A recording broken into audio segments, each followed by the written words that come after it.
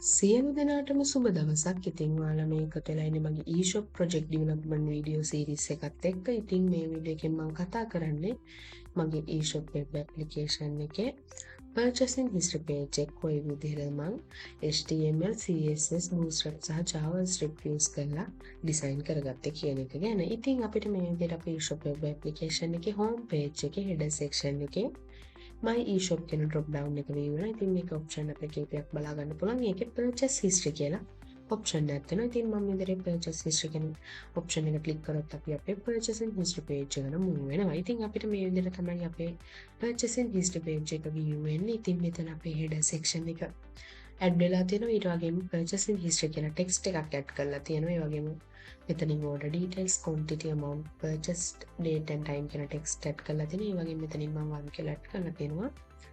ඒ වගේම මෙතන මේ order details වල ඒ product අපි buy කරපු product එකේ image එකකුත් ඒකේ title එක ඒ වගේම seller කවුද කියන එක සහ price එක add වෙලා තියෙනවා. ඒ වගේම මෙතන quantity එක add කරලා තියෙනවා. ඒ වගේම amount එක මම මෙතන display කරලා තියෙනවා. ඒ වගේම purchase date and time එක සහ feedback සහ delete කියන button එකත් add කරලා තියෙනවා. ඒ වගේම delete all records කියන button එකක් තියෙනවා. ඊට පස්සේ අපේ footer section එක view වෙනවා.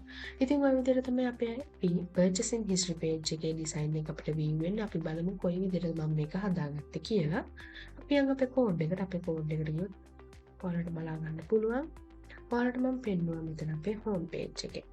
මෙතන home page එකේ header section එකේ තියෙන my shop කියන drop down එකේ purchase history කියන option එක click කරපුවම තමයි අපි අපේ purchasing history page එකට move වෙන්නේ.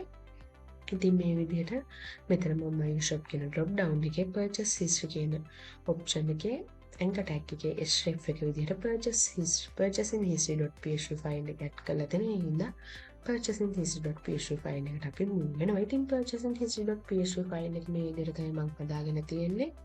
ඉතින් මේකේ header section එකේ මම title එක add කරලා තියෙන purchase history e-shop කියලා. ඉතින් ඔයාලට ඒක මෙතන මේ විදිහට බලා ගන්න පුළුවන්.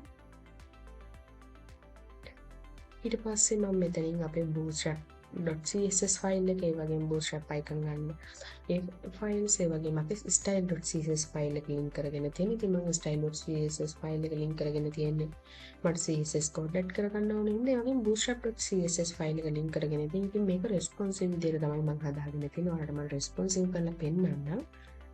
ඉතින් මේ විදිහට මම responsive වෙන විදිහට තමයි මේක හදාගෙන තියෙන්නේ.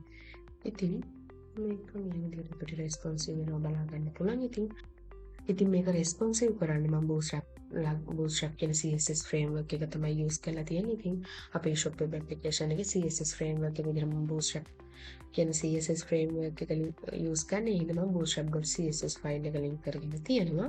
ඊට පස්සේ මම මෙතන span එක add කරගෙන ඉඳලා purchasing history කියලා ඒකල මම ඒක text primary කරලා තියෙනවා. ඉතින් මෙතන මේ purchasing history කියන එක add කරලා තියෙනවා. ඊට උඩින් මම header.php file එක include කරගෙන අපේ header section එක මෙතන view කරගෙන තියෙනවා. ඊට පස්සේ ඔයාලට බලා ගන්න පුළුවන් අපේ මේ design එක. මම මෙතන label එක hashtag එකක් add කරලා තියෙනවා. ඒ වගේම label එක order details කියන එක add කරලා තියෙනවා. quantity, amount, purchase date and time කියන එක add කරගෙන තියෙනවා. ඒකල මම call to එක HR එකක් add කරලා තියෙනවා. ඒ කියන්නේ මෙතන අපේ මේ මට බලා ගන්න පුළුවන් මෙතනින් අපිට border එක වෙන අන්නේ border එක add කරගෙන තියෙනවා. ඊට පස්සේ මම මෙතනින් 1 කියලා add කරගෙන තියෙනවා label එක. ඒකල මෙතනින් මම card එකක් add කරගෙන ඒකේ max width එක දීලා තියෙනවා. ඒකන මම ඒකේ image එකක් add කරගෙන තියෙනවා. ඊට පස්සේ H5 එක iPhone 12 කියලා ඒ වගේම paragraph එක select කියලා add කරලා නිමල් කුමාර් කියලා add කරගෙන ඒ වගේම price එක add කරගෙන තියෙනවා.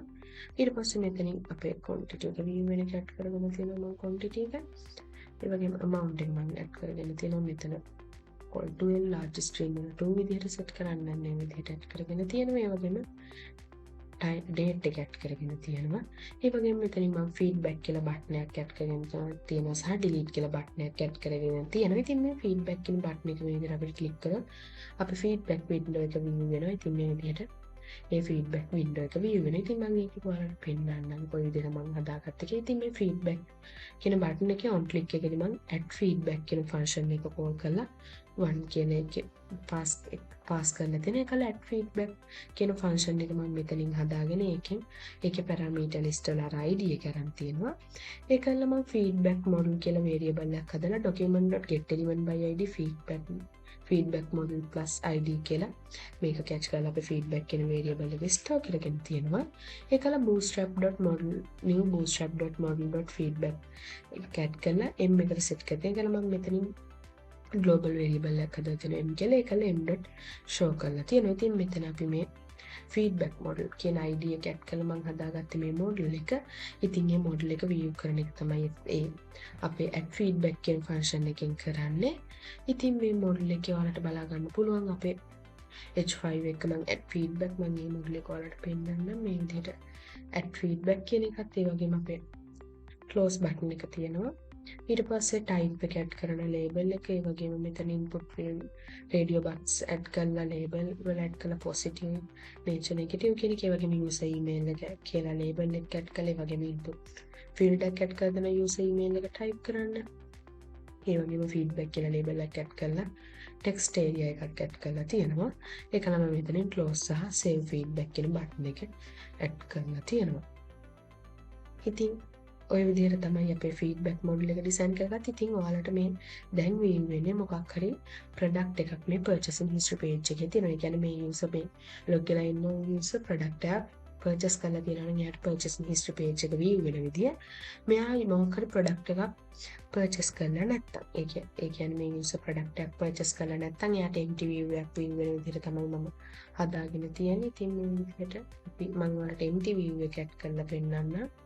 ඉතින් මේ user මොකද product එක purchase කරලා නැත්නම් මෙතන you have not purchased any item yet කියලා view වෙන්න තමයි හදාගෙන තියෙන්නේ span එකක් ඇතුළේ. ඉතින් මේ empty view එක hide කරලා මම ඔයාලට අපේ product view එක display කරන්න.